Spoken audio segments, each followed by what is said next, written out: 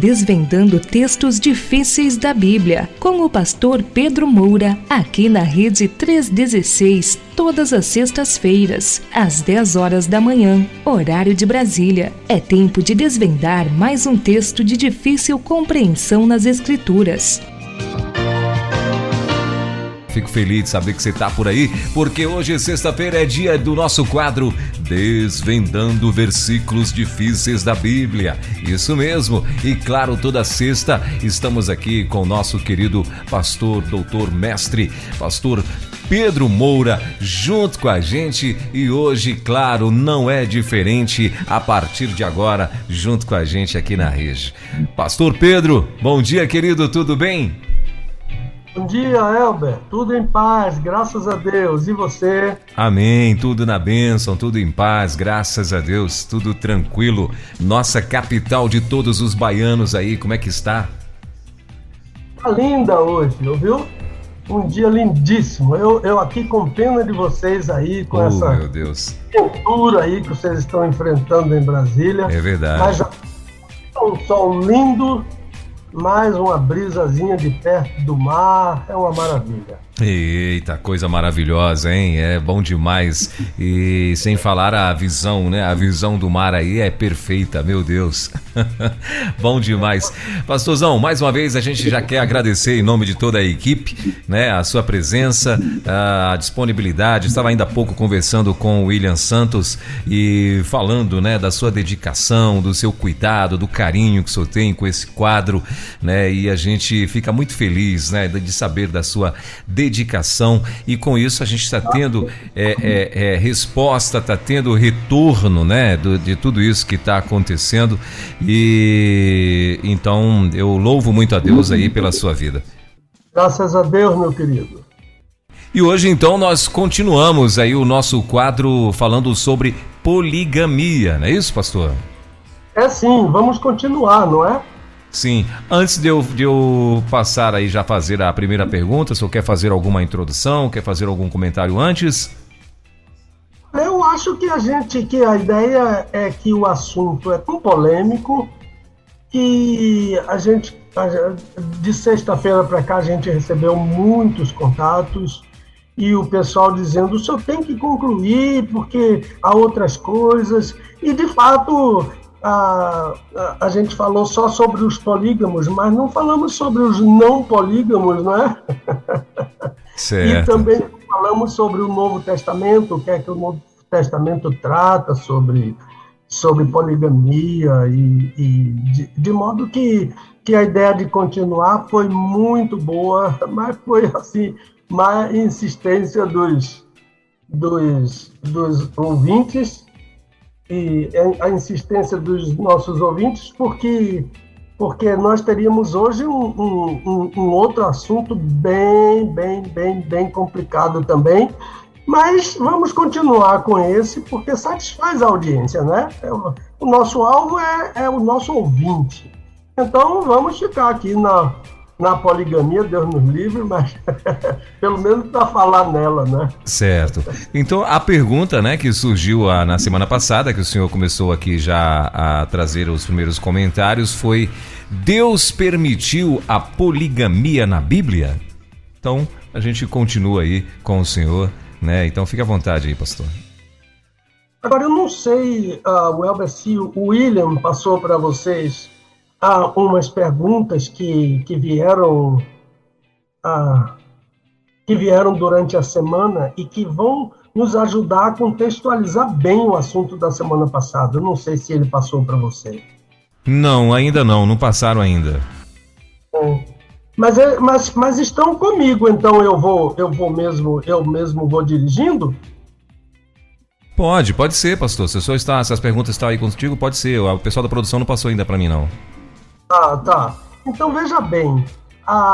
Tem duas perguntas que não tem nada a ver, são só informação. E eu estou avisando aos nossos queridos ouvintes que eu vou limitar o tempo dessas perguntas anteriores, para que elas não roubem, não invadam o horário da nossa pergunta principal, entendeu? Mas essas perguntas de hoje são todas elas que nos ajudam a contextualizar o que foi dito a semana passada. Exceto duas perguntas. A primeira é: quem é o professor de grego que o senhor mencionou e qual o seminário que ele ensina e a igreja dele? Olha, é o pastor Epímaco Marcos. Ele é professor do Seminário do Nordeste e ele é membro da Igreja Batista Sião, em Salvador.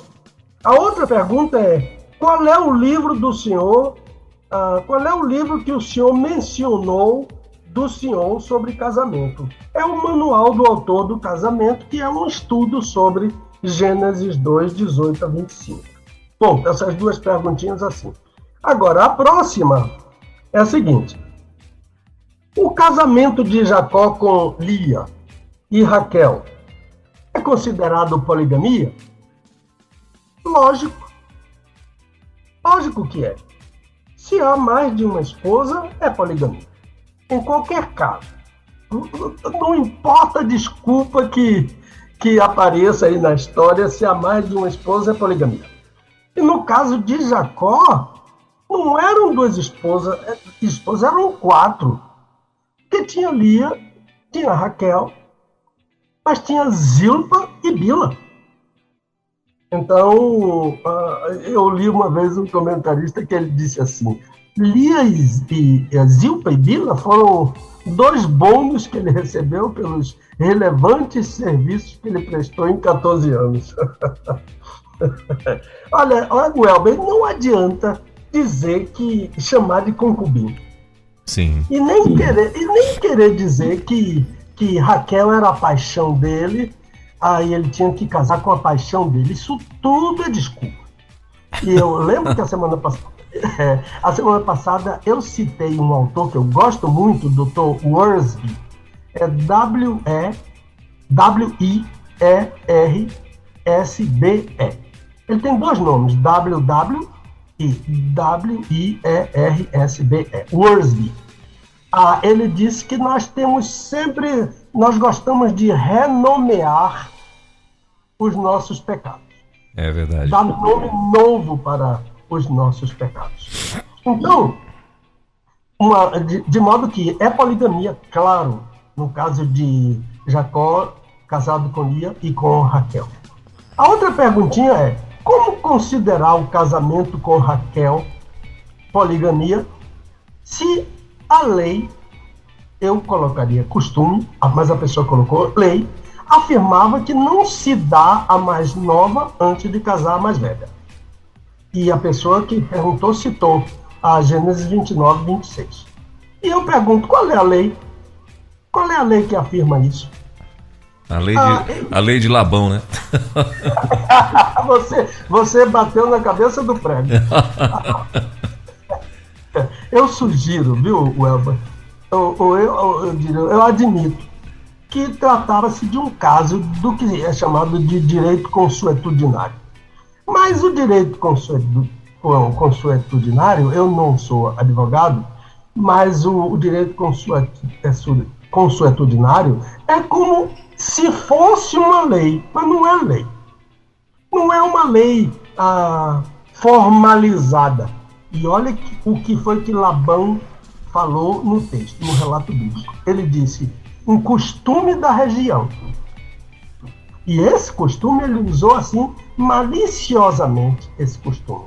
Porque, por exemplo, por que ele não avisou a Jacó que havia esse costume? Eu não posso lhe dar Raquel, porque o costume é: a mais nova tem que esperar a mais velha casar. Você acha que... Eu pergunto a você, Welber, você acha que Jacó teria casado com a Lia se soubesse previamente desse costume? Eu acho que não, né? Que ele estava procurando se consertar, não é? Claro que não. Ele não gostava da Lia, ele gostava da Raquel. E a Bíblia afirma que ele, depois que descobriu que era a Lia, ele a desprezou. E foi um desprezo tão grande que Deus teve que intervir nesse desprezo. Portanto, era um costume, não era uma lei, era um costume conveniente, porque Labão ganharia muito mais dinheiro casando as duas.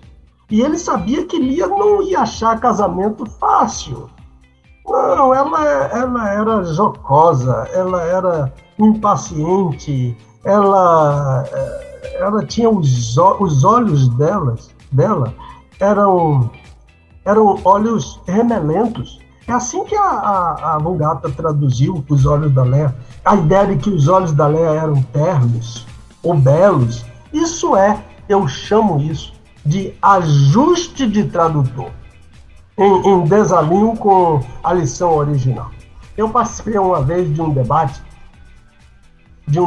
sobre essa ideia dos olhos da Lia, com dois ilustres professores. Eu me senti muito honrado de debater com o Roque Monteiro de Andrade e com o José dos Reis Pereira sobre os olhos da Léa.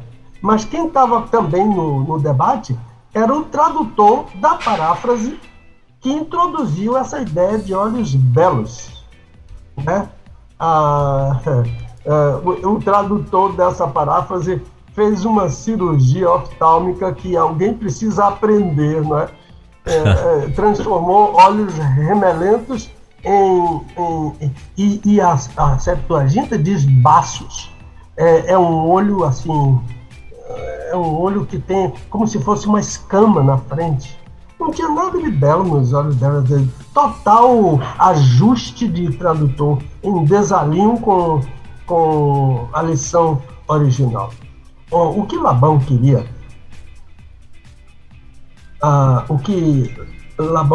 era dinheiro. E quando Jacó saiu de Padã Arã, fugindo com as 4 mulheres e os filhos, Lia e Raquel jogaram no rosto do pai. O Senhor consumiu todo o dinheiro que era nosso. Então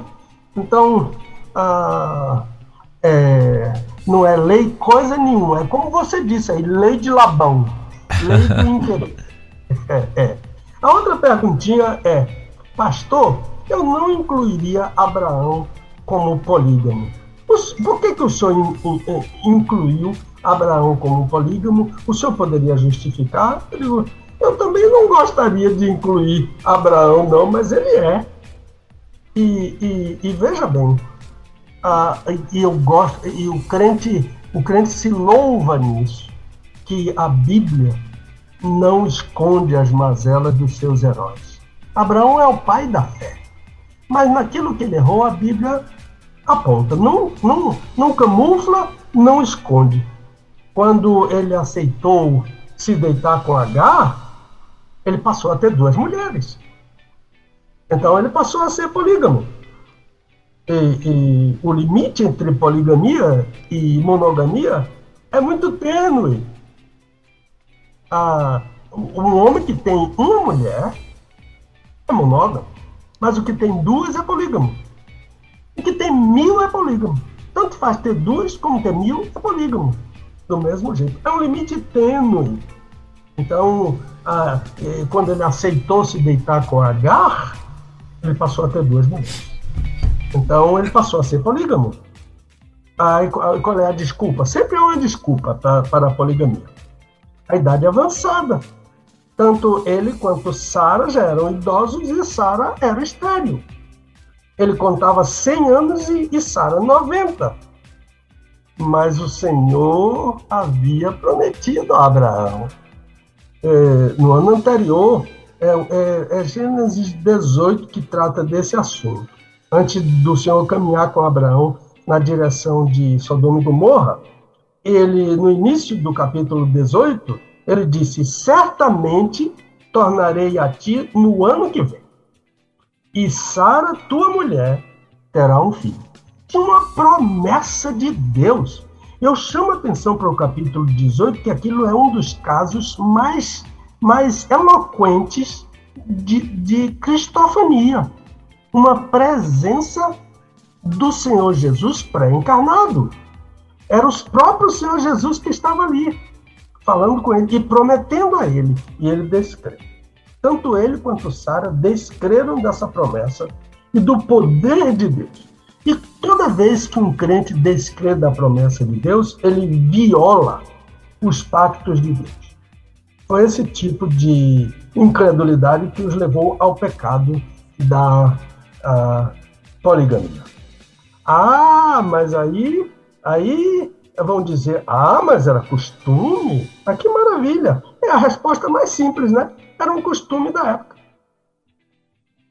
Mas era o padrão criado por Deus? Eu pergunto. Claro que não. Então, houve violação do padrão. E a resposta antecipada da conclusão é: Deus nunca permitiu a poligamia. Agora, a última dessas perguntinhas. Pastor, o senhor poderia repetir a tradução que o senhor fez de Gênesis 2:23, que fala esta? É interessante. O pronome original, esta, que diz, esta é agora carne dos meus ossos dos meus ossos, carne da minha carne, ela será chamada varoa, porque foi tomada do varão. O que eu chamei a atenção é que o pronome no original, na tradução não aparece, mas no original aparece o pronome esta 3 vezes. Então eu fiz naquela ocasião uma tradução literal mesmo, palavra por palavra, na ordem como está no texto, o melhor texto em hebraico, que é o texto da Stuttgartensia. Então, aqui vai incluindo os verbos e o que não está e que eu usei parenteticamente. Então, a tradução literal seria: esta, desta vez, é osso dos meus ossos e carne da minha carne. Esta se chamará mulher, porque desde o homem foi tomada esta. O que foi que eu chamei a atenção? Porque o pronome aparece 3 vezes. Ele é a primeira palavra do texto. Ele é a palavra exatamente do meio do texto. E ele é a última palavra do texto. Aí então foi que eu disse: casamento, de acordo com o padrão de Deus, original de Deus, começa com esta, continua com esta e vai com esta até o fim. Isso aqui é notável como é que o Espírito Santo de Deus colocou isso aqui dentro de um versículo que a gente passa batido por cima deles, para mostrar que o plano de Deus é esta.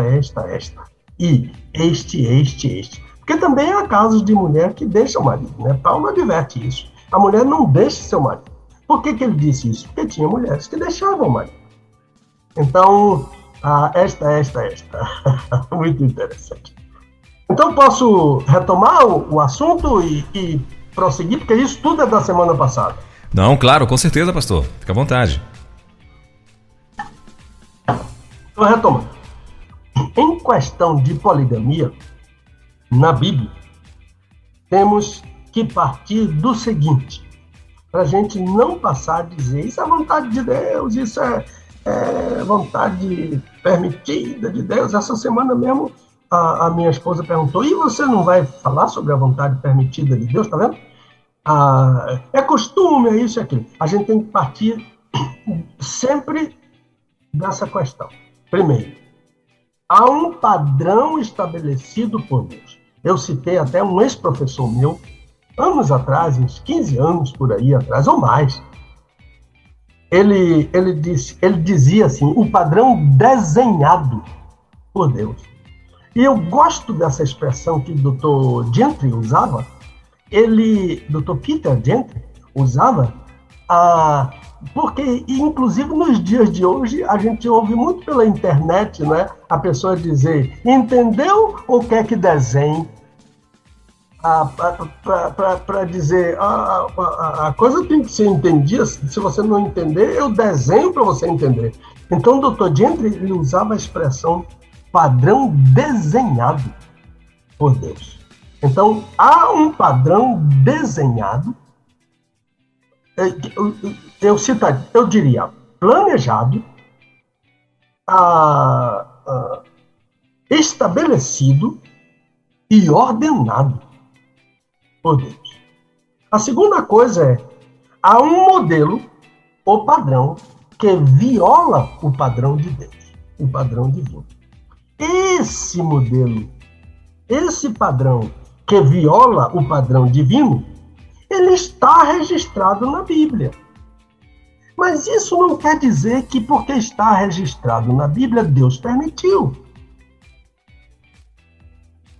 Ele está registrado como um testemunho do que a história, o registro da história sobre o que os homens fizeram do padrão divino. Mas ele não é um modelo bíblico. Ele não é um modelo permitido por Deus. Ele é um modelo que viola o modelo de Deus. Ah, mas qual é o modelo de Deus? Lembre-se. O primeiro texto que eu citei a semana passada. Criou Deus o homem à sua imagem e semelhança. A semelhança de Deus o criou. Olha, 2 pontos. Macho e fêmea. Lembre-se que nas nossas Bíblias está homem e mulher?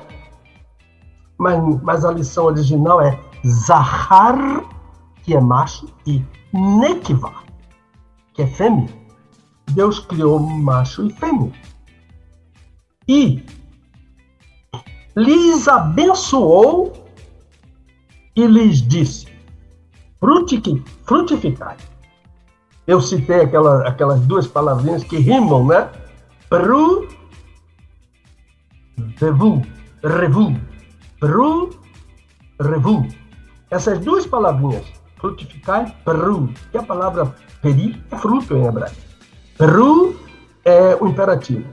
Frutificai. E revu, multiplicai. Eu até brinquei dizendo, eu tirei a conjunção que fica entre peru e revu para não ficar urubu. Peru, urubu. É peru, revu. Essas duas palavrinhas estão dizendo que Deus criou macho e fêmea e abençoou a união sexual desses 2.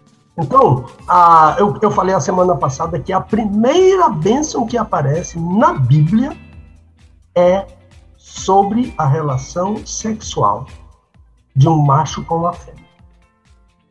Portanto, aquela ideia de menino e menina, Deus criou um menino para uma menina e Deus disse ao menino e à menina: frutifiquem e multipliquem. Então, dizer que Deus permitiu a poligamia na Bíblia é uma afirmação estranha à Bíblia.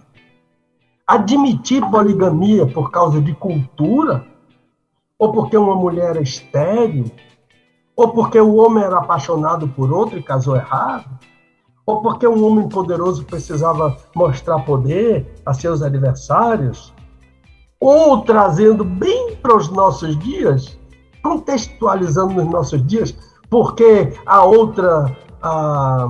porque eles descobriram que havia uma química irresistível com a outra e deixou a esposa. São formas de apelidar, são formas de renomear o pecado. Lembre-se do livro que eu citei, que é muito interessante. O livro é Be Holy. Talvez, eu não sei se tem em português, seria Sede Santos, do Wiersbe, que eu já citei aqui hoje. É nesse livro que o Dr. Wiersbe diz, temos a inclinação, temos a frônema. Frônema é inclinação de renomear pecados. Então, definitivamente, poligamia é pecado. Na Bíblia, é pecado. Nunca foi ensinada por Deus, nem permitida por Deus. E todos quantos se tornaram polígamos, pouco importam as desculpas de cada um, violaram o padrão de Deus. Qual é o padrão? Um homem deixará Eu falei que na semana passada que diante da palavra ish não tem artigo. E toda vez que não tem artigo, a palavra, o substantivo, entra o artigo indefinido. Um minutinho que eu vou beber uma aguinha aqui.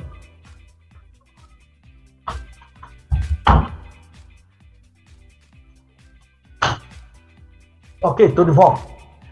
Então, quando o substantivo não tem artigo, temos que colocar o indefinido. Não tem o artigo definido, tem que colocar o indefinido. Então, aqui tem um homem. Gênesis 2, 24. Um homem, não são dois homens, deixará seu pai e sua mãe e se unirá à mulher dele. Singular. Não diz as mulheres dele. E serão os dois, só dois, não tem três. Não tem a mulher do vídeo, não tem a mulher da revista pornográfica, não tem aquela mulher que está na mente e que o coração perverso fica sempre lembrando daquela mulher. Não tem. E também não tem aquele homem maravilhoso que parece muito melhor do que o marido. Tudo isso é pecado. Que infelizmente, o nosso coração perverso nos leva a admitir, a sonhar, a desejar, etc. Então, esse é o padrão de Deus. E a história moderna continua a violar esse padrão? Claro que continua. E hoje pior do que... Eu não diria pior, porque isso... Lá no Gênesis já havia tudo isso. Mas eu citei a semana passada o pastor Jorge Linhares, estão lembrados? Da Igreja Batista Getsemane, em Belo Horizonte. Sim. Intimado pelo Ministério Público, porque afirmou que menino é menino e menina é menina. Ora, isso para o Ministério Público é um descalabro. Acontece, Elber, que Deus diz a mesma coisa. O pastor Linhares só repetiu o que Deus falou. Sim. Foi Deus quem disse menino é menino, menina é menina. Foi Deus quem falou isso. Então, a cultura moderna, ou qualquer tipo de cultura, tem que condenar a Deus, porque foi Ele quem criou isso. Então, Ele planejou, Ele criou, Ele ordenou e Ele abençoou. De modo que a palavra de ordem a propósito do casamento, na Bíblia, é monogamia. Deus não só criou, Ele criou, ordenou e abençoou a monogamia. Nós analisamos a semana passada os monógamos, cada um deles, inclusive as dores que eles enfrentaram na família. Todos eles, não teve exceção. Salomão, olhe para a família de Salomão. Olhe para a família de Davi. Olhe para a família de Sansão, que nem sabe se ele criou a família. Elcana tinha um problema terrível dentro de casa, duas mulheres que se engalfinhavam. Saul, outro polígamo. Isaú, Jacó, Abraão, Lameque, que foi o primeiro. E as características de Lameque ele era um homem violento. Matei um homem porque me feriu. Matei um rapaz porque me pisou. Esse foi o primeiro polígamo da Bíblia. Então, nós analisamos o caso deles todos e alguém continua perguntando aí e a gente vai colocar rapidamente, viu, Albert? Eu comentei com o William. Sim. E também com o Romeu, e estou comentando com você agora, que eu tenho que limitar bastante as perguntas anteriores, para elas não invadirem o tempo do nosso estudo daquele dia. Mas a gente sempre vai responder, e se for uma questão que demande muito tempo, eu aconselho o ouvinte a me mandar a pergunta por e-mail, eu respondo para ele, e a gente sempre vai atender o ouvinte nas demandas deles, ouviu? Mas a gente vai limitar as questões anteriores para elas não invadirem o horário da questão principal. De modo que tem várias perguntas sobre esses personagens, discordo, diz, não, pastor, o senhor é muito isso, muito reticência, assim. Mas a gente entende e o interesse da gente é ajudar as pessoas que estão ouvindo e que têm dúvida, né? Então vamos ver. Tem crentes não polígamos no Antigo Testamento? Tem, sim. Adão não era polígamo. Adão só teve uma esposa. Antes e depois do Jardim do Éden. Olha que coisa interessante, porque é o único casal que viveu um tempo sem a presença do pecado. Adão e Eva. Nós falamos até sobre Eva, né? Umas semanas aí atrás, falamos sobre Eva. Eles continuaram monógamos depois do Jardim do Éden, já vivendo sob a tutela, né, do pecado. Noé só teve uma esposa, antes e depois do dilúvio. De modo que... E uma coisa tão interessante, Elber, depois que toda a geração antes do dilúvio, toda ela foi destruída, e a Bíblia diz que foi, só ficou Noé e a esposa dele, os filhos de Noé e as esposas deles, cada um tinha uma esposa. Os filhos de Noé, Sem, Cã e Jafé, cada um tinha uma esposa.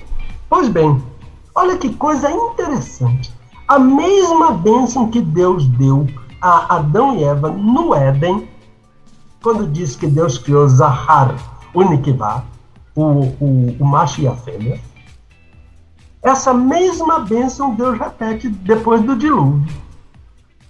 E que bênção é essa? Menino e menina são abençoados em sua relação sexual.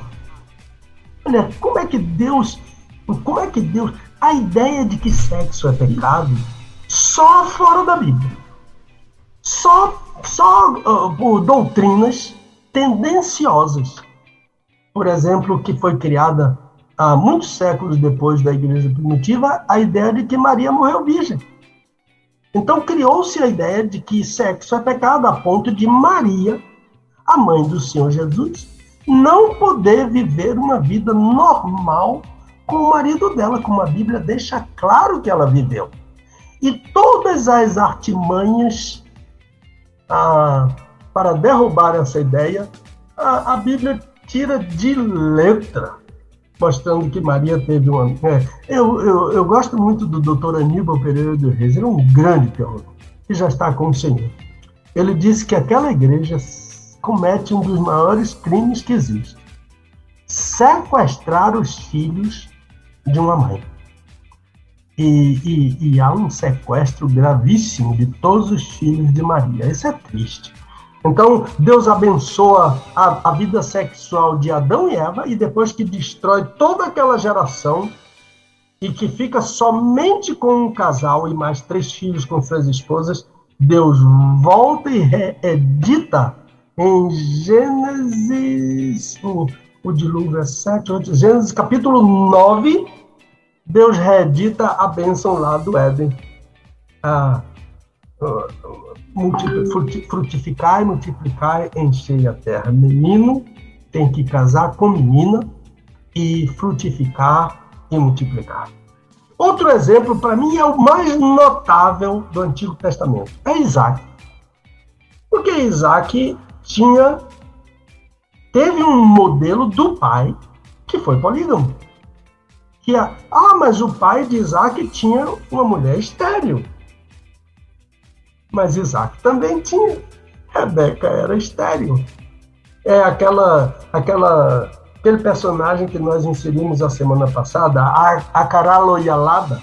A Acará é traduzida como desolada, mas Acará literalmente é a mulher que não dá à luz filhos. Acará Loialada. A Loialada é uma mulher que não pode parir. É o caso clássico de Rebeca.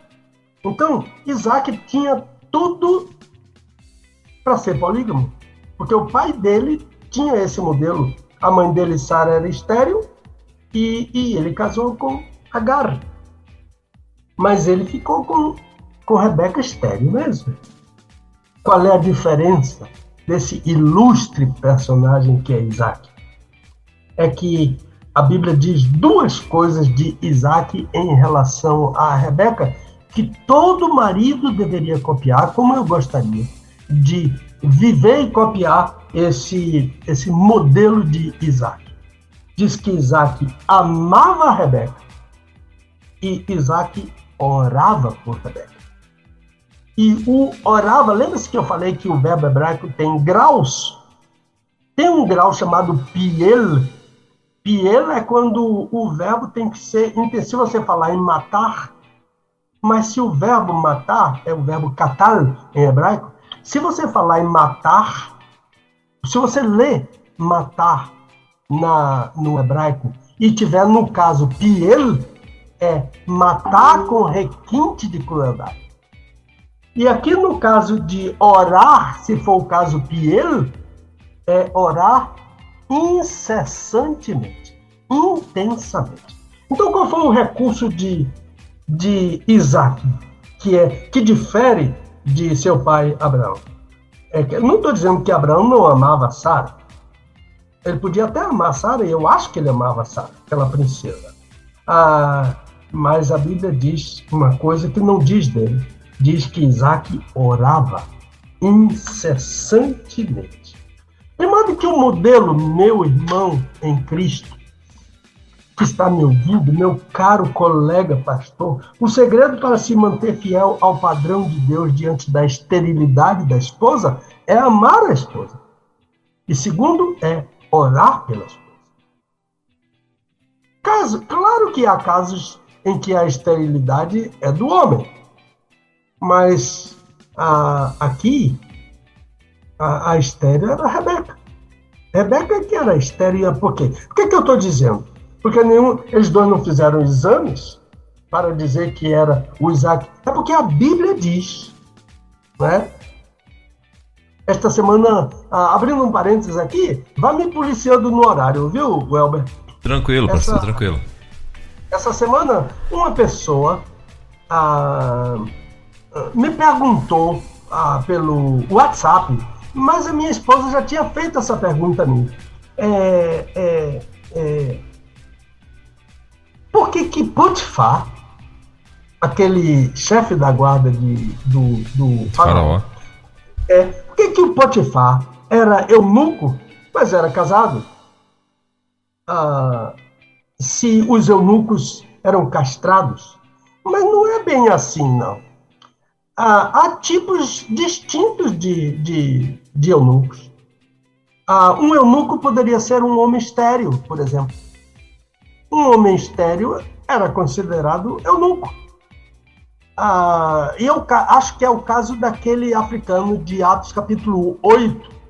Aquele africano de Atos capítulo 8 é um outro caso, é que um oficial de patente muito elevada, que vive à disposição do seu senhor, como prioridade na vida dele, que é o caso de Potifar, e que é o caso também daquele eunuco lá da estrada de Gaza, como é, meu Deus, Atos capítulo 8, que era mordomo-mor da rainha Candace dos etíopes.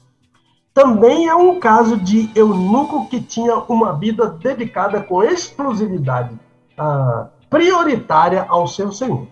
Um oficial de elevadíssima patente era considerado eunuco pela disponibilidade primeira e integral para o seu senhor.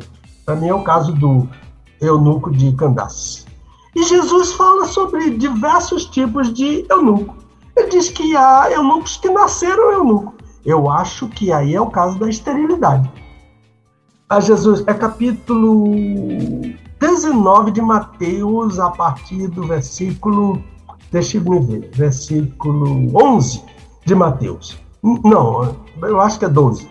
Mas lê 11 que vai encontrar o 12. Nasceram assim.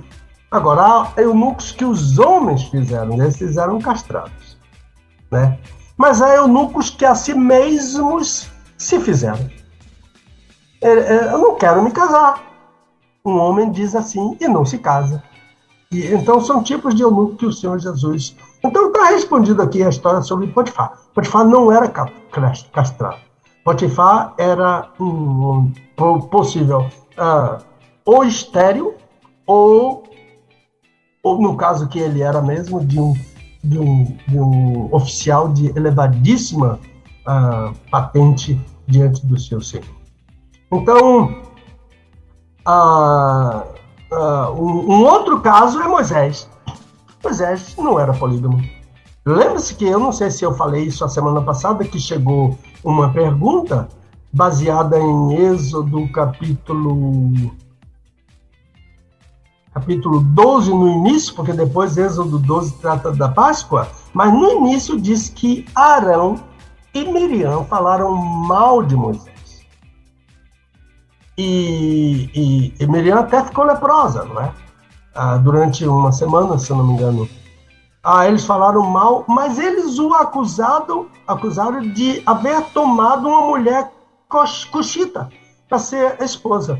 Mas essa mulher cuxita era a própria Zípora, era a esposa dele. Ela era cuxita, da terra de Cush, ali nas imediações de Midian, onde ele conheceu aquela mulher chamada Zípora, que para nós é Zípora, é o nome de uma ave, que era um nome comum para mulheres, aquela mulher que ele tomou das filhas do sacerdote de Midian. Então Moisés não era polígamo, e ele é um modelo de crente no Antigo Testamento. Os profetas não eram polígamos. Bem no começo, porque o livro de Jó é um livro da época do livro do Gênesis. Alguns dizem que era até anterior ao livro do Gênesis. Mas Jó não era polígamo. E ele é um outro grande modelo na Bíblia. Jó tem uma ética semelhante à ética dos 10 mandamentos, que é depois dele, e a ética do Senhor Jesus, que também é depois de Jó. Toda a ética do Novo Testamento. Em Jó capítulo 31, ele diz: fiz um pacto com meus olhos. Como, pois, fixaria os meus olhos em uma mulher para cobiçá-la? Olha, Jó, que ética, né? Por que ele está? Porque os olhos levam a pecar. Lembre-se que, no caso de Davi, com Batseba, a mulher daquele soldado Urias, o texto bíblico diz, 2 Samuel capítulo 11, o texto bíblico informa que o rei se levantou à tarde da sua cama e, passeando pelo palácio, viu uma mulher formosa tomando banho. Onde é que começou o pecado de Davi? Nos olhos. Então, cuidado com os olhos. Jó fez um pacto de pureza com os olhos. Jesus fala sobre os olhos. Ele diz que a candeia do corpo são os olhos. Mateus ali no sermão, né? Depois que ele fala na oração do Pai Nosso, capítulo 6, a candeia do corpo são os olhos. De sorte que se os teus olhos forem bons, portanto que os olhos podem ser bons e maus, não é só por catarata não, é por aquilo que ele vê também. Se os teus olhos forem bons, todo o teu corpo será iluminado, brilhará, todo o teu corpo brilhará. De modo que a ética de Jó é igual à ética do Senhor Jesus. Que o Senhor Jesus vai voltar a falar sobre essa questão no capítulo 5 de Mateus. Ele diz: ouvistes o que foi dito, não adulterarás. Quem pensa no adultério, no ato do adultério, Jesus via mais. Eu, porém, vos digo que todo aquele que olhar, olha os olhos, todo aquele que olhar para uma mulher, para cobiçar, já em seu coração cometeu adultério. Então, o que o Senhor Jesus está dizendo é o que Jó falou, que Jó era monógamo, é o que Jó falou sobre cuidado com os olhos. Tinha um hino, né, antigo, cuidado o olhinho no que vê. É muito interessante, né? O Salvador do céu está olhando para você. Cuidado, olhinho. Nunca vi, interessante. Eu tenho um amigo muito espirituoso. Uma vez ele, fazendo uma palestra para pastores sobre esse texto aqui de Mateus 5, ele disse assim, eu conheço um líder, e disse assim, quando eu vejo uma mulher na rua daquele tipo, assim, avião, né? Aí, em vez de eu ficar olhando para ela, eu vou olhando para as placas das lojas. Aí eu vou dizendo... aí ele começou a dizer as lojas que estavam na frente dele. Eu não acho que isso seja um recurso interessante, não. O recurso de não olhar para a mulher... Você pode olhar para uma mulher bonita e dizer, uma mulher bonita. Quantas vezes eu andando com a minha esposa, ou olhando alguma coisa no WhatsApp, assim, eu disse, Pedro, olha que rapaz bonito. Dulce, olha que mulher bonita. E isso é normal. Foi Deus quem fez. Né? E às vezes a pessoa não é tão bonita assim, mas a pessoa tem um sorriso bonito, a pessoa tem uns dentes bonitos, e sempre tem um tipo de beleza que Deus criou. E eu também não sei qual é o modelo de beleza para Deus. Quando diz que pessoa feia, eu não sei o que é que Deus chama de feio, nem o que é que Deus chama bonito. Qual é o modelo de Deus de beleza? Então, a ideia de olhar para as lojas e começar a dizer em voz alta o nome das lojas, você vai parecer que você é maluco no meio da rua. Mas o que vale é o pacto que você fez com os seus olhos. Aquela mulher é muito bonita, ela é atraente, mas Deus me deu uma mulher que é mais atraente, e é a minha mulher. Aquela não é a minha mulher. Isso é interessante para fazer um pacto com o olho e com o coração. O olho vê primeiro e o coração fica assodado lá, querendo nos desviar, né, do padrão de Deus. Então, eu disse que há um padrão de Deus e há um registro da história. Eu não estou condenando o registro da história, ele é importante. Eu estou mostrando que a história descreve o contraste entre o que Deus criou e aquilo que os homens criaram e estabeleceram como padrão. E essa lista que eu falei aqui agora são de homens que continuaram adotando o padrão de Deus. Terminando com Jó aqui, mas o modelo gigante que se agiganta aqui é o de Isaac, né? É o de Isaac que tinha uma mãe estéril e uma esposa estéril, e ele continuou adotando o modelo de Deus para a vida dele. Quem ensinou o modelo de Deus para a vida dele? Deus. Ele sabia como foi que Deus criou, como é que Deus cria. Ele adotou para ele. E ele, que tinha uma esposa estéril, ele tinha um costume de... Ele amava a esposa e ele orava pela esposa. Não tem erro num casamento em que o homem ame a esposa e ore pela esposa. Não tem erro nisso. Por isso que a Bíblia diz. E a mulher Deus nem manda a mulher. Não tem nenhum ensinamento na Bíblia para a mulher amar o marido. Não tem. Às vezes as pessoas confundem o ensinamento de Tito com o ensinamento de Efésios, mas isso é outro caso. Então, por que Deus não manda a mulher amar o marido? Por quê? Porque ele sabe que a mulher amada vai amar. E a responsabilidade de amar é do homem. É a responsabilidade maior na casa. É do homem. Mas manda a mulher se submeter. Larga isso pra lá. Porque a mulher se submete ao amor do marido. Eu tenho uma pergunta aí, ouviu, Elber? Que os meninos vão analisar aí. Os meninos, né? Sim. O William e o Romeu vão analisar aí e sugerir para você essa ideia de submissão da mulher. Então, Então eu não estou condenando o registro da história, eu estou mostrando que a história descreve o contraste entre o que Deus criou e aquilo que os homens criaram e estabeleceram como padrão. De modo que a poligamia foi criada pelos homens, ao revés do projeto original de Deus.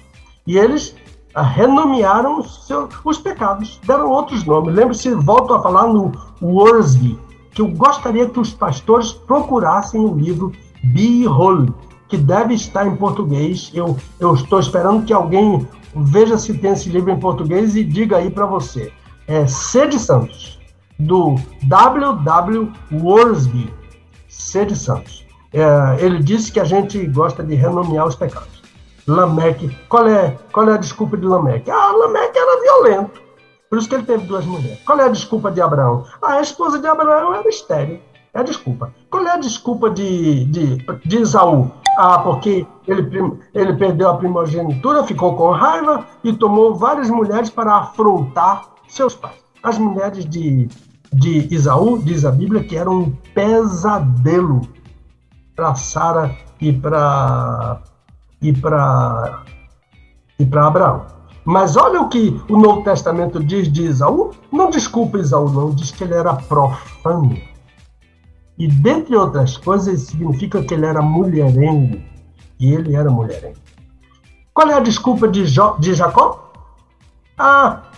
Uma das desculpas de Jacó o sogro enganou ele. Enganou, fica enganado. Ou então, Abraão não quer essa mulher. Você me enganou, você tratou mal, é um costume de você, mas não é meu costume, etc. E qual é a outra desculpa dele? Eu sou apaixonado por Raquel. Agora se apaixona por Lia. É muito difícil o caso de Jacó. Eu não gostaria de ser enganado por meu sogro. E eu acho que você também, Welber. Você já pensou, Welber? Você casou com sua esposa e de manhã, quando você abriu os olhos, não era ela? Meu Deus. Você ia para o lado da cama. Eu acho que foi o que o Jacó fez pela manhã. Aliás, eu tenho um estudo sobre isso que eu não entendo como é que um homem que é tão apaixonado por uma mulher a ponto de trabalhar 14 anos para ganhar aquela mulher. E ele, durante a noite de núpcias, não descobri que aquela não era a mulher da paixão dele. E a voz dela? Ela só ficou muda a noite toda. E o cheiro dela? O cheiro da esposa é uma riqueza que Deus criou. Tava meio frio nesse dia, pastor. Tava meio frio nesse dia, pastor. O nariz dele entupiu, entendeu? Aí não deu para sentir o cheiro. Na novela diz que deram vinho a ele demais, né? Parece que tem isso aí mesmo. Mas isso não está na Bíblia, não. Diz que quando ele abriu o olho de manhã era Lia. Aí ele pulou da cama. Então, sim, mas ele era apaixonado por Raquel. E essa era a desculpa. Mas a paixão dele por Raquel, ele ganhou umas 3 esposas. Eu costumo dizer, ele ganhou um bônus, né? Um bônus foi Lia, o outro bônus foi Zilpa e outro bônus foi Bila. Então ele tinha uma esposa e 3 bônus, porque ele era um grande trabalhador, trabalhou durante 14 anos. Que é isso? Isso é poligamia, em alto nível. Os juízes, qual é a desculpa dos juízes serem polígamos? É porque eles queriam ser reis. Alguns juízes pleiteavam a monarquia, né? Qual é a desculpa de Davi? Davi queria demonstrar poder. Davi queria mostrar que um estrangeiro não podia ter uma mulher mais bonita do que as mulheres dele. Sabe que um dos motivos que justificou, que Davi justificou para si mesmo o direito de tomar a Batseba de Urias, é que Urias era heteu. Como é que um heteu tem direito a ter uma mulher mais bonita do que as minhas mulheres? Eu vou pegar essa mulher para mim. O rei tem esse direito a demonstrar poder e desprezar quem não era como ele, hebreu, não é? E Salomão? Salomão queria fazer acordos internacionais e todos eles desculparam a sua poligamia, mas todos eles sofreram dores de morte, porque violaram o que Deus planejou, criou e ordenou. Eu estou dizendo isso, Welber, também para casos de maridos que deixam a sua esposa por outra esposa. Eles também vão sofrer na pele. Não tem a menor dúvida. Mas Deus é irascível, é vingativo? Não. No final disso eu vou fechar com a ira de Deus. É a ira de Deus. E a gente precisa entender o que é a ira de Deus. Então, poligamia é pecado.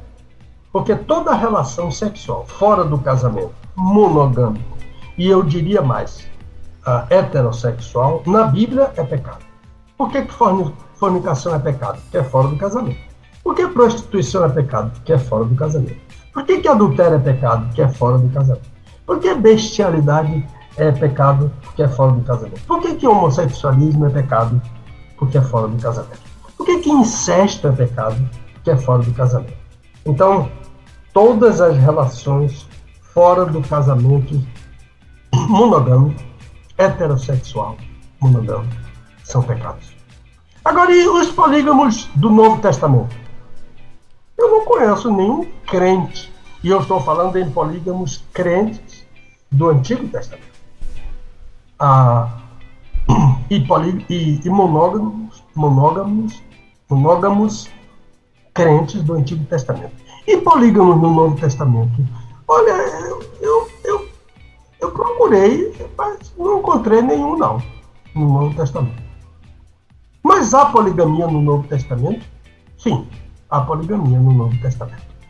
E por que havia poligamia no Novo Testamento? É que Paulo lembra ao pastor e lembra ao diácono, os líderes, os principais líderes naqueles dias.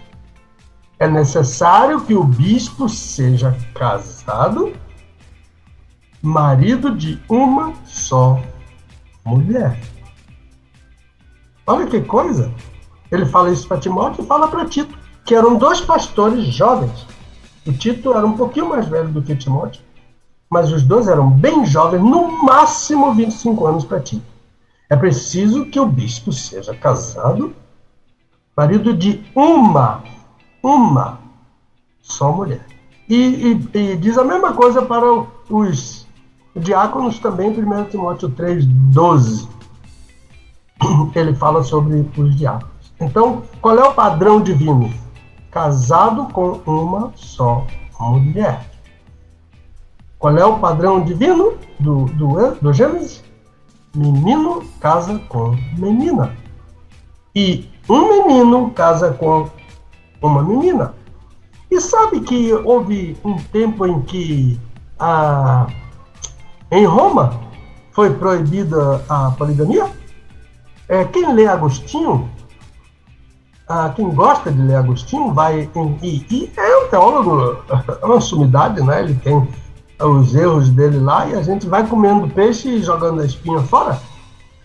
Agostinho diz que em nossos dias, portanto, nos dias dele, 3º, 4º século, em nossos dias, de acordo com... Como é que ele fala, meu Deus? De acordo com o costume romano, não é mais permitido um homem tomar outra mulher, além da mulher dele. Olha em Roma. Então, havia poligamia em Roma, e continuou tendo, mas não era mais costume entre os romanos. Não era lei, era costume. Né? E deixou de ser costume. Tem que fazer diferença entre lei e costume. O costume não é formalizado. É o caso que nós falamos no consuetudinário. Lá, mas o consuetudinário é o direito que vai se adquirindo ao longo dos anos. Mas já é assim há mais de 20 anos, então vamos continuar assim. É errado há mais de 20 anos, vamos continuar. Isso é consuetudinário. Certamente vai ter algum advogado que vai nos ajudar aí durante a semana sobre isso.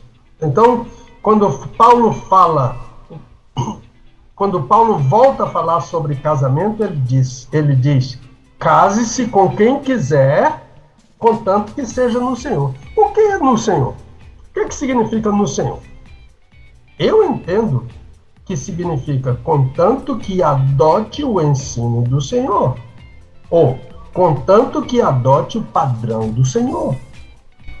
Eu posso me casar com quem quiser, escolho, né? Não é o caso de Jacó, que escolheu Raquel e casou com Lia, mas o homem tem o direito de escolher com quem vai casar, mas o crente que tem o mesmo direito, ele deve se casar contanto que seja no Senhor, que adote o ensino do Senhor, que adote o padrão do Senhor, que adote o modelo do Senhor, que adote aquilo que Deus desenhou, planejou, criou e ordenou. E olha o que o autor aos Hebreus diz sobre casamento. Honrado seja entre todos o casamento e o leito sem mácula, pois aos devassos e adúlteros Deus os julgará. Hebreus 13. Honrado entre todos seja o casamento, sabe o que é isso? Fique em pé, em honra, diante do casamento. Já perceberam que quando o noivo entra na igreja, a congregação fica em pé? Já observou que quando a noiva entra na igreja, o casamento tem que ser honrado. Fique de pé diante do casamento. E do leito sem mácula, que é eufemismo. É para não dizer e da relação sexual. Honrado seja o casamento e a relação sexual. Mas como o tradutor achou que não deveria colocar a relação sexual, usou o eufemismo. Diz que abranda o original. Eu não vejo nada que precisa abrandar em relação sexual. Ele quis usar o eufemismo. Honrado seja entre todos o casamento e a relação sexual no casamento heterossexual, pois aos devassos e adúlteros Deus os julgará. Vamos para a conclusão? Vamos lá. Eu tinha um professor que ele gostava de dizer: vamos caminhando para os escatos. Escatos é o fim. Vamos caminhando para o fim. É por daí que vem a palavra escatologia, não é? Aliás, não sei se os meninos mandaram para você, o assunto da próxima semana é sobre escatologia. Sim, já mandaram aqui. E a minha esposa disse: você vai ter que pesquisar mais, porque essa área de escatologia não é bem sua praia. Então, a conclusão, né? Sim. Olha, você vai ouvir, ou vai ler na internet, como eu já ouvi, que Deus permitiu a poligamia no Antigo Testamento para proteger a mulher tanto da prostituição quanto da escravidão. Que é isso? Que absurdo pensar uma coisa dessa. Isso é falso. Mas sempre houve, sempre haverá tanto prostituição quanto escravidão. Por mais que a gente lute contra isso, tanto contra a prostituição quanto contra a escravidão.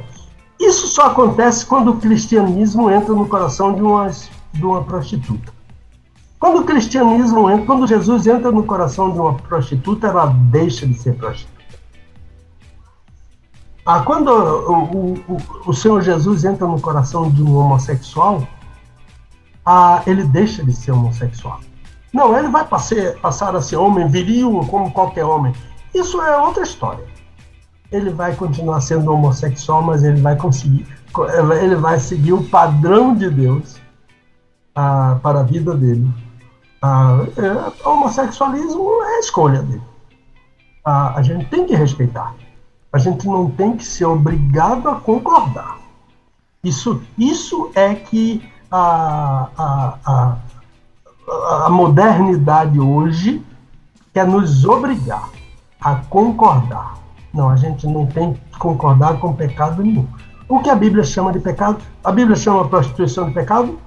Chama. Então, eu não posso concordar. Eu posso respeitar uma prostituta, eu posso amar uma prostituta, eu posso ajudar uma prostituta. E quando ela receber o Senhor Jesus dentro do coraçãozinho dela, ela vai preferir Jesus à prostituição. Então, aquela mulher de Samaria era adúltera, não é? Aquela mulher do poço. Vai, chama teu marido. Eu não tenho marido. Jesus disse, é verdade. Você já teve 5, o que você não tem agora não é seu. Então ela era adúltera. Mas na hora que Jesus entra no coraçãozinho dela, ela deixa o cântaro. E ela corre para a cidade. E ela traz a cidade toda para Jesus. Eu me emociono com isso.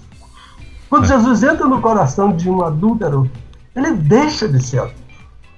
Mas o que é que eu estava dizendo? É que dizer que Deus permitiu a poligamia para proteger a mulher da prostituição, da escravidão. Por mais que a gente lute contra a escravidão, a escravidão vai continuar. Lembra-se do autor daquele hino Amazing Grace? Aquele que diz Amazing Grace, sim. How sweet that sound. Esse hino foi escrito por um dos maiores, por um dono de um navio. Ele era o comandante de um navio que transportava escravos num porão abjeto para a Europa. Um dia alguém falou, o nome dele é Newton. Um dia alguém falou de Cristo para ele. Ele aceitou a Cristo e ele odiou o trabalho que ele fazia. E ele abandonou aquela profissão. Ele passou a ser um servo de Cristo e ele escreveu um hino que eu não sei se existe um hino mais conhecido na Inódia Evangélica Internacional. Pois bem, sabe o que ele diz em uma das estrofes?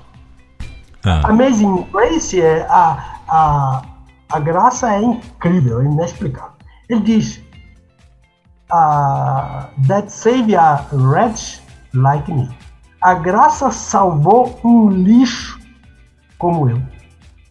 Então ele se considerava um lixo quando ele era um escravocrata.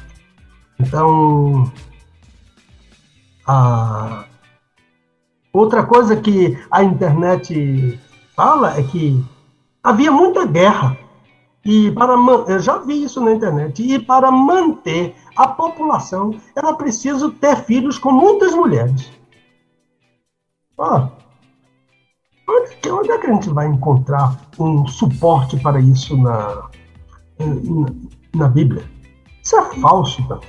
Cuidado com a internet, ouviu?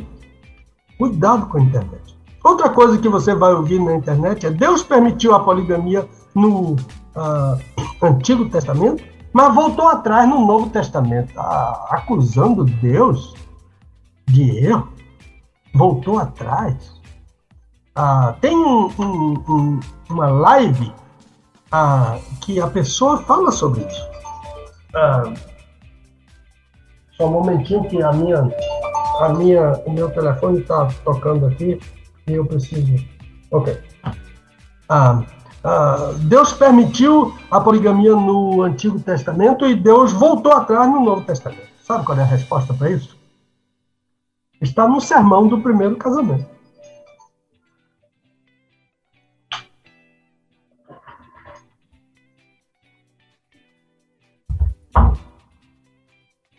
Está no sermão do primeiro casamento. Um homem singular deixará seu pai e sua mãe e unir-se-á a sua mulher, singular. E serão os dois uma só carne. Não são carnes, singular.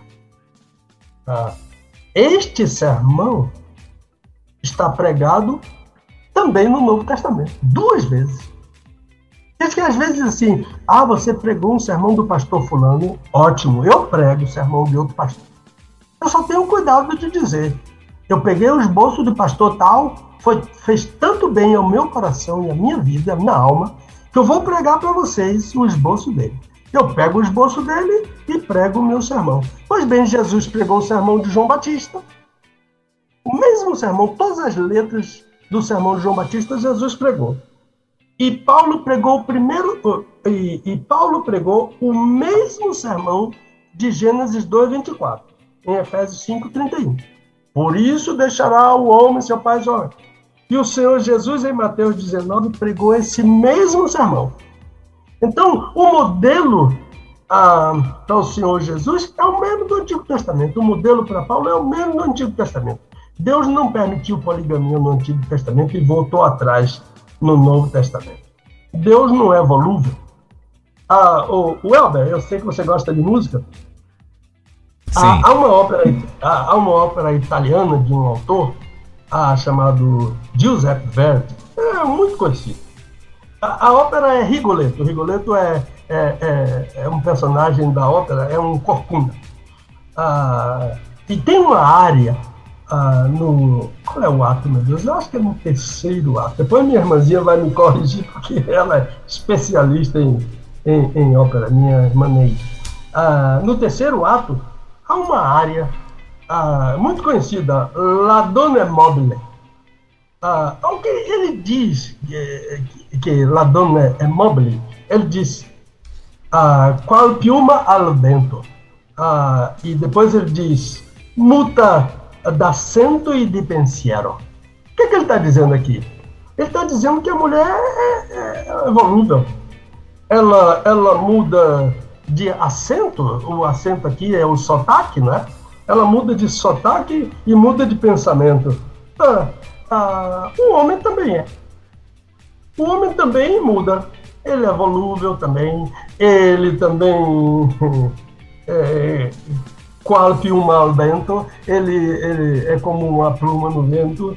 Ele muda de quando ele quer, ele muda de sotaque, dependendo do que ele vai falar, com quem ele vai falar, e muda também de pensamento e volta atrás. Mas Deus não.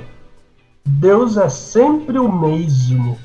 Os planos de Deus são eternos e perfeitos. Não há nada a se acrescentar nem se retocar naquilo que Deus faz.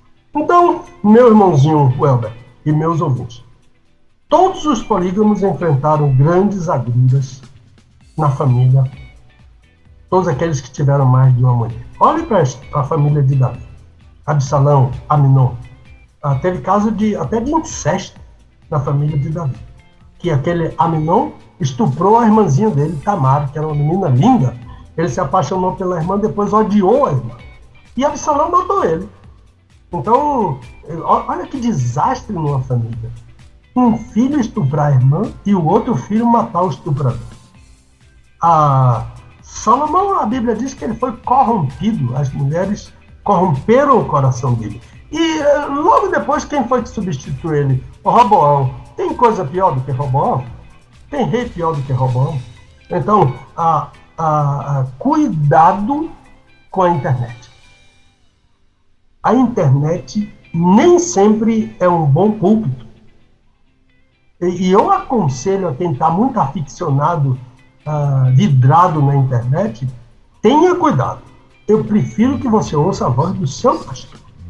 Que você vá aos cultos presenciais. As igrejas todas já têm cultos. A minha igreja tem 2 cultos presenciais. Umas 9 e umas 10h40. E todo mundo só não vai quem não quer. Na minha igreja só não vai quem não quer. E o culto presencial, você vê seus irmãos. Você se estimula quando vê o outro. E você, por exemplo, você é um pastor, a pessoa vê você, o pastor sentado ali, se o pastor vem, eu venho também. Você vai estimulando o crente novo, o crente mais fraco, ele precisa vir. Então, a internet não é um bom púlpito, nem sempre. Há bons púlpitos na internet. Prefira ouvir a voz do seu pastor. A cada semana, ele tem alguma coisa de Deus através do Espírito Santo para você. Então, é preciso separar, em questão de poligamia, é preciso separar o ensino da palavra de Deus do testemunho da história. É bom que a história registrou? Claro que é. E o sábio aprende na desgraça do tolo. E o tolo não aprende nem na desgraça dele. Paulo, o apóstolo, pregou o mesmo sermão de Gênesis 2:24, em Efésios 5:31. O Senhor Jesus pregou o mesmo sermão que trata do padrão original de Deus em Mateus 19, 4-6. Palavra com você, meu amigo. Maravilha. Então tá aí. Mais uma vez hoje a gente acho que agora conseguimos concluir e tirar todas as dúvidas a respeito da poligamia, não é, pastor Pedro? Porque o senhor falou algo bem interessante. Tem muita gente procurando coisas na internet. E assim, e na internet você só ouve, não dá para você discutir, argumentar, alguma coisa nesse sentido, né? Porque às vezes o trem tá pronto lá e tem gente que engole, e às vezes já tem até uma base ou em algo que ele acredita. Por exemplo, uma das grandes polêmicas da internet, por exemplo, é o dízimo, né? Então tem gente que não quer dizimar e fica procurando na internet base para não dizimar. E aí ele vai e se baseia naquilo ali e acha que tá cheio de razão e tal. E a poligamia, eu acredito que não é diferente. O cara tá com o coração em pecado mesmo e tá querendo uma desculpa e vai procurar base para querer, como o senhor muito bem falou, nomear o pecado dele. Dar um novo nome, né? Segundo o autor aí que o senhor falou, para o pecado dele, né? Para poder ficar uma coisa mais aceitável, vamos dizer assim, né? E assim... Olha, quer ver outra coisa que a internet está colocando dentro do coração dos crentes e vai influenciando a vida dele? É uma menina. Eu gosto daquela menina ser transformada, porque eu conheço os pais dela. Sim. Fomos crianças juntos. E ela não aprendeu aquilo com os pais dela. E eu não quero dizer o nome dela. Mas ela tem mais de um sermão sobre altar. Ela fala altar de Deus, venha ao altar de Deus, venha ao altar, suba no altar de Deus. Que altar? A igreja evangélica não tem altar. Não venha trazer o dízimo ao altar de Deus, porque o púlpito não é altar. O púlpito é o altar é lugar de se sacrificar, de se matar animal. E o púlpito é lugar de se pregar o evangelho. A igreja de Cristo só tem um altar, que é o Calvário. Esse é o altar da igreja.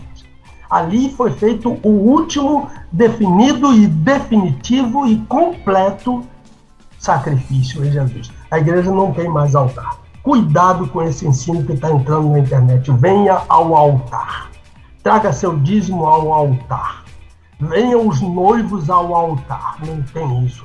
O altar da igreja é o Calvário. O púlpito é onde se prega o evangelho. Então pode continuar, meu querido. Maravilha. Então tá aí, a gente todos os dias, claro, aprendendo, né? Porque a gente está vendo muito, pastor, também, as pessoas estão meio que... Estou tentando procurar aqui a palavra... banalizando, essa é a palavra. Estão querendo banalizar algumas coisas, né? E aí confundindo a cabeça de muita gente. E às vezes coisas simples a pessoa quer transformar em algo mais complicado, né? E isso é perigoso, né? E aí tá todo mundo correndo para a internet. Você vê o cara dá uma dor de cabeça, ele vai para a internet e acha que quando ele começa a ler lá, ele pronto, tô com câncer, né? E é apenas uma dor de cabeça, era uma falta de água, né, no corpo e tal.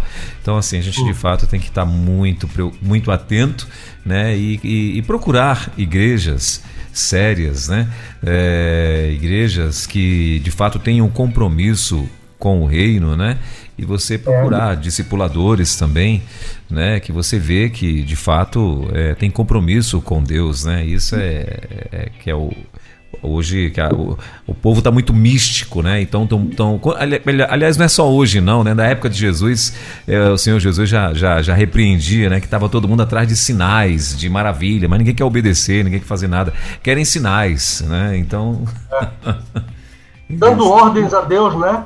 Sim. Por agora, né? Eu estava falando para minha esposa que toda vez que se eu precisar usar um imperativo para Deus, um verbo no imperativo, faça, cure, muda, toda vez que eu precisar, e eu não gosto de usar imperativos para Deus, toda vez que eu usar um imperativo para Deus, eu tenho que colocar um vocativo para eu mostrar a minha baixeza, a minha humildade. Então, cura, ó Senhor, tem misericórdia, ó Senhor, porque aí eu mostro que o grande é Ele, que Deus é Ele, eu não sou nada, né?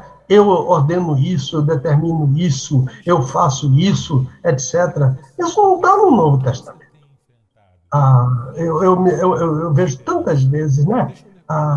No Antigo Testamento, os vocativos que são usados para mostrar a humilhação, a minha total dependência de Deus, né? Tá com um parente doente, tá com um filhinho doente, tá com alguém à beira da morte. Ó Senhor, nosso Deus. Essa exclamação ou esse vocativo para mostrar que não mereço nada diante de Deus. Eu mereço é o quê? É a condenação eterna. E eu tenho que dizer, ó Deus, como teu filho é, que ele levou a minha maldição, né? Sim. Muito bem, então tá aí, hoje encerrando já por aqui, né, pastor, mais uma edição aí do nosso Desvendando Versículos Difíceis da Bíblia, e hoje acredito que nós conseguimos concluir aí poligamia, e na semana que vem, temos, como o pastor já até adiantou ainda há pouco, né, ele já até adiantou, na semana que vem o negócio aqui vai ser bom, hein? Quem vai governar sobre as 10 cidades? Essa já foi a pergunta, né, que já chegou aí para o pastor, e ele vai estar comentando então sobre os tempos do fim. Eu tenho certeza que também não vai ser... Será que o senhor consegue fazer isso em uma participação só, pastor? Vamos ver, né? É Lucas 19, não é isso? Eles colocaram o texto aí para você? Não colocaram. Só a pergunta mesmo que chegou aqui pra gente. Eu acho que a gente vai fazer assim. Recentemente morreu uma pessoa que pela vida, pelo testemunho dessa pessoa, não estou dizendo que é uma pessoa sem pecado, que não existe esse. Uhum. Eu conheci mais de um que vai reinar, viu? Sim. Sobre essas cidades. É aquela história que Jesus conta da parábola das minas, né? Sim. Aquela parábola é muito complicada, mas o Senhor vai nos dar a orientação para isso, e eu creio que Amém. No sábado a nossa audiência, porque o nosso povo batista e evangélico gosta muito de escatologia. Ixi. Hoje eu já até falei, vamos para o escatos, né? Vamos para o fim das coisas, né? Mas Sim. Eu creio que vai dar para... Se por acaso não der, a gente continua. Combina. Sabe o que é que acontece quando a gente estende um assunto para outra semana? É que o dono da pergunta do dia vai ficar reclamando. E a minha pergunta ficou para mais uma semana na frente. É mais ou menos isso mesmo. Meu pastor, o senhor gostaria de acrescentar mais alguma coisa sobre o assunto de hoje? Então deixa eu dizer, a pergunta é: Deus permitiu? Não posso fugir dela. Sim. Então, Elber, para mim, eu não sei quem é a pessoa que perguntou, entre permissão de Deus e ira de Deus, eu prefiro ficar com a ira de Deus. Eu acho que no caso aqui, é um caso... Olha, eu não me incomodo se as pessoas disserem, pastor Pedro não está com nada, eu não me incomodo. Eu estou dizendo aquilo que eu analiso entre o que Deus permite e a ira de Deus, que é um tipo de permissão de Deus, mas é diferente. A ira de Deus, eu prefiro ficar com ela no caso da poligamia. Eu acho que uma pessoa que está vivendo em poligamia, ou que já viveu, ou em adultério, essas pessoas estão debaixo da ira de Deus. Mas ira de Deus é Deus pegar pelo pescoço, estrangular e correr? Não. Lembre-se de Lucas 15, aquela parábola do rapaz, o menino, como é que ele é chamado? Pródigo. Do pródigo. Então, esse menino viveu a ira de Deus. Que a ira de Deus é aquele tempo entre a hora que ele disse, não quero mais sua casa, papai, a sua presença, eu não quero mais a presença do Senhor. E lembre-se que o Senhor Jesus está querendo, eu entendo que o Senhor Jesus está querendo mostrar que aquele pai é um tipo do Pai Celestial. Então, entre a hora que ele disse, não quero mais a presença do Senhor na minha vida, e foi para lá, para aquele país longínquo, como o Senhor Jesus fala, esse período é a ira de Deus. Esse menino está vivendo a ira de Deus, tanto que ele tem muito amigo, ele gasta dinheiro, etc., mas daqui a pouco acaba. Aí, na ira de Deus, quem era amigo era falso amigo. Na ira de Deus, você não vai somente tratar de porcos, mas você vai dormir com eles e vai comer com eles. Você que era um filho de um homem que tinha rico, e no caso do nosso Deus, todo o poder no céu e na terra, todas as riquezas, você foi comer comida de porco. Então, na ira de Deus, você come comida de porco, até que você diga, eu estou em pecado. Eu vou voltar para meu pai. Então, lembre-se daquele conceito, né, bem tradicional. A ira de Deus é o amor de Deus. A justiça de Deus é o amor de Deus agindo. E a ira de Deus é o amor de Deus esperando. Então, durante a ira de Deus, você come comida de porco, mora com porco, os seus amigos são os porcos, até você reconhecer que pecou e você dizer, essa vida não serve para mim. Eu quero o modelo de Deus para a minha vida. Uma esposa, uma menina para um menino, um menino para uma menina. Por quê? Porque a conta chega. Olha, isso não é evangelho do medo. É a verdade. Por que eu vou esconder a verdade? A conta chega um dia, infelizmente. O modelo de Deus é.